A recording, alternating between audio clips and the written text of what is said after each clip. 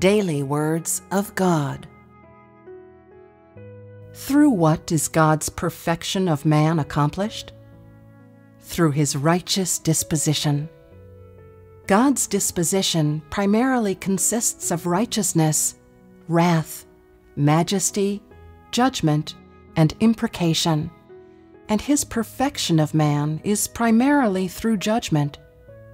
Some people don't understand and ask why it is that God is only able to make man perfect through judgment and imprecation.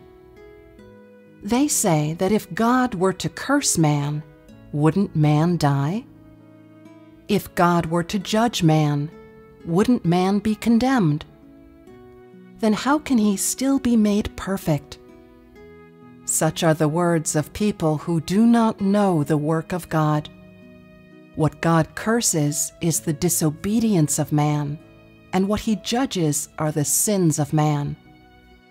Although he speaks harshly and without the slightest sensitivity, he reveals all that is within man, and through these stern words, he reveals that which is essential within man.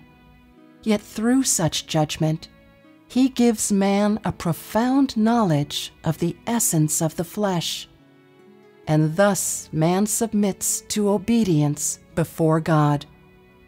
The flesh of man is of sin and of Satan.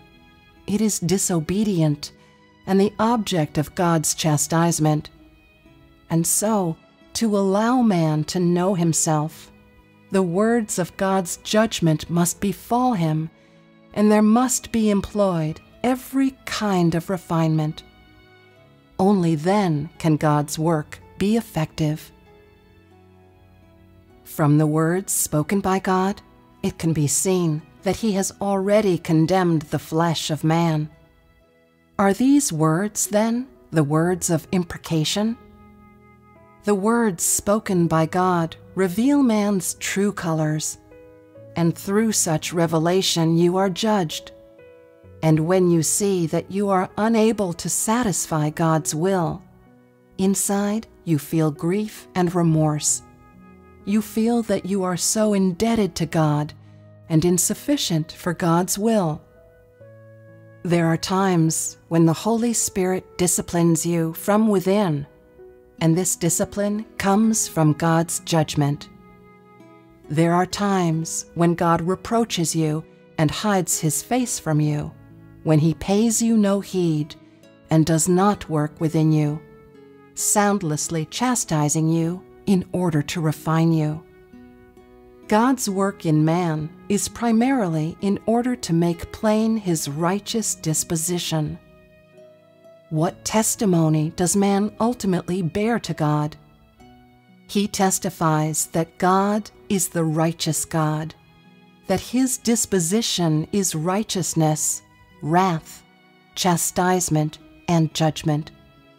Man testifies to the righteous disposition of God. God uses his judgment to make man perfect. He has been loving man and saving man. But how much is contained within his love? There is judgment, majesty, wrath, and imprecation. Though God cursed man in the past, he did not completely cast man into the bottomless pit, but used that means to refine man's faith. He did not put man to death, but acted in order to make man perfect. The essence of the flesh is that which is of Satan. God said it exactly right. But the facts carried out by God are not completed according to his words. He curses you so that you might love him, and so that you might know the essence of the flesh.